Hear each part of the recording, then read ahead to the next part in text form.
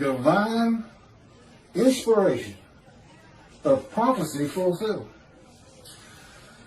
This is from the book of Matthew, chapter 4, verses 13 through 17.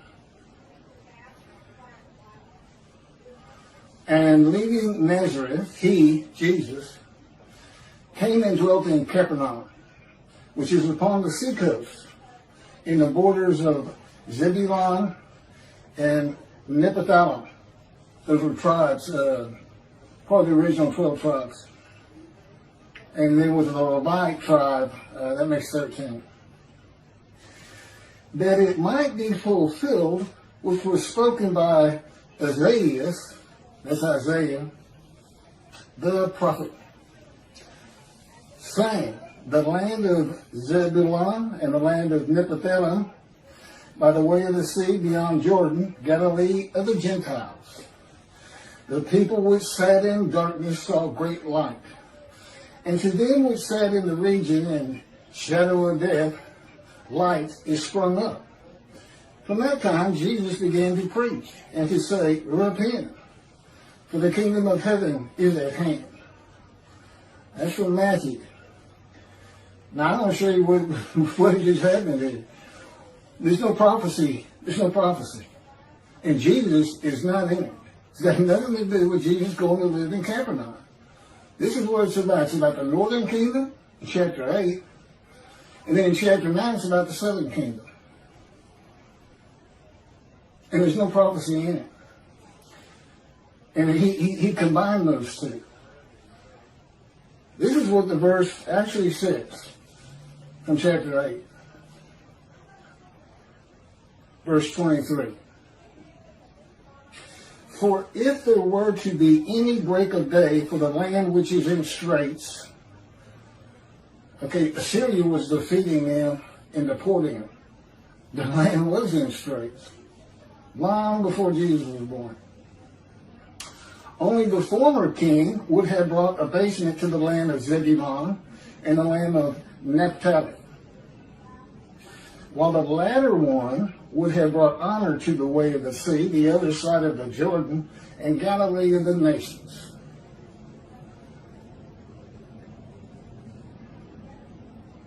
Okay, this is not a prophecy to be fulfilled. It has nothing to do with Jesus. It is more of plagiarism, altered to fit Jesus into the Hebrew Bible. This is a statement in the last verse of chapter 8 concerning the coming defeat of the northern kingdom of Samaria, also called the kingdom of Israel and sometimes Ephraim, by the Assyrians.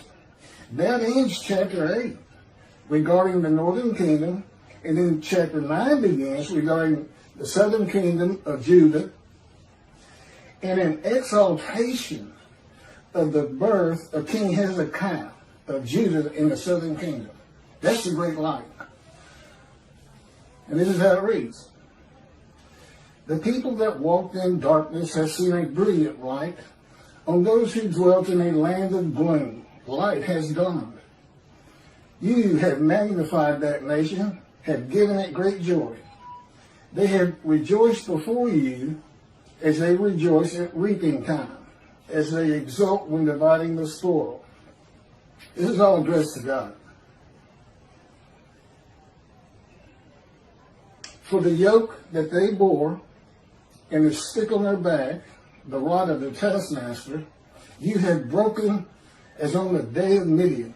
Truly, all of the boots put on to stamp with, and all of the garments donned in infamy have been fed to the flames, devoured by fire. For a child has been born to us. A son has been given us, and authority has settled on his shoulders. This is King Hezekiah. He becomes king. He has been named the mighty God is planning grace, the eternal Father, a peaceable ruler. That's Isaiah chapter 9, verses 1 through 5. This is from 2 Kings, chapter 17, verse 6. In the 9th year of Hoshea, the king of Assyria captured Samaria. He deported the Israelites to Assyria and settled them in Hala, at the river Habor, at the river Gaza, and in the towns of Medea, which would be Iran. This is from 2 Kings chapter 17, verses 24 through 35. The king of Assyria brought people from Babylon, Cutha, Ava, Hamath, and Sepharvaim, and he settled them in the towns of Samaria in place of the Israelites. These are imported Gentiles in the northern kingdom. They took possession of Samaria and dwelt in its towns. This is why when the exiles of Babylon and Assyria were released by decree of Cyrus the Great, that they only returned to Judah and Benjamin. Benjamin is where the kings rule from for Judah, and it's considered part of Judah. But that's why they didn't return to the northern kingdom. And from that, somebody decided the northern kingdom tribes must have got lost. No, it's just there was Gentiles here. These Gentiles even tried to stop the building of the second temple. The Isaiah chapter 9, verse 1 is an exaltation of the birth of King Hezekiah of Judah in the southern kingdom, because the Assyrians were now threatening Judah, which is why there was a great exaltation of the birth of Hezekiah. This is not a prophecy of Jesus dwelling in Capernaum, and that a great light has been seen by the people living there with Jesus, beginning the preaching of repentance. Jesus has nothing to do with these verses. It is about kingdoms and kings defeating and deporting the Jewish people and importing Gentiles to the northern kingdom in chapter 8. And in chapter 9, the hope that the newborn heir to the throne in the southern kingdom of Judah will be a great king graced by God to lead Judah as a peaceable ruler in dangerous times. One verse is about the northern kingdom, and the next verse in a new chapter is about the southern kingdom. Nothing about prophecy. These are just an announcements and a speech to God. The verses have nothing to do with one another or with Jesus.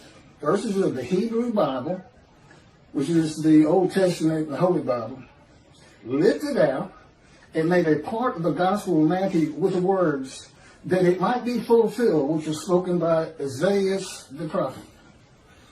Isaiah didn't make a prophecy. It's not in there. The story of Jesus has nothing to do with the Hebrew Bible. The writer of Matthew tells his readers that prophecy has been fulfilled by Jesus and combines two verses, changing their meaning and context, and includes an act of Jesus to make it seem as though Jesus was in the, quote, prophecy. That the prophecy of Isaiah includes Jesus preaching repentance. From the days of the writings of the New Testament through the Middle Ages, the world was illiterate for the most part, and very few people had access to the Hebrew Bible or could read the Greek translation of it, later translated to English. No one could examine the veracity of the unknown writers of the Gospels and determine if a prophecy was really fulfilled, and relied on religious leaders' assertions that they were written by divine inspiration. There is nothing divine about this passage in the book of Matthew. It is intentionally written to mislead the reader. Today, there is a complete new translation of the Hebrew Bible into English that is far superior to the Hebrew to Greek to English of the Old Testament, that make it much easier to understand and read. It's the Jewish Publication Society 1985 Tanakh, which was not based on any writings before it. They started from scratch in 1955. Complete new. Here, and this is after Israel had adopted Hebrew as one of the two languages of that nation, the other being Arab. So they spent about 30 years on it. And They had a rabbi from each of the, from Orthodox, Conservative, and Reform, and men who spent their whole life working on translations as professors of college, not very learned men. All Christians have the ability today to see that the story of Jesus has nothing to do with the Hebrew Bible, that the prophecy fulfilled verses of the New Testament, which is full of them, especially Matthew. I challenge anybody, go run down yourself. Usually he doesn't tell you who the prophet is. You have to go find it. And when you find it, you're going to find it's not prophecy, or it's been altered.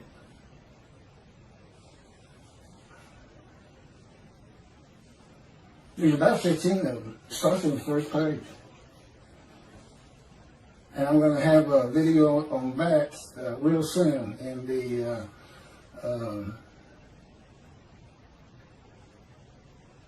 this whole story about a virgin having a baby.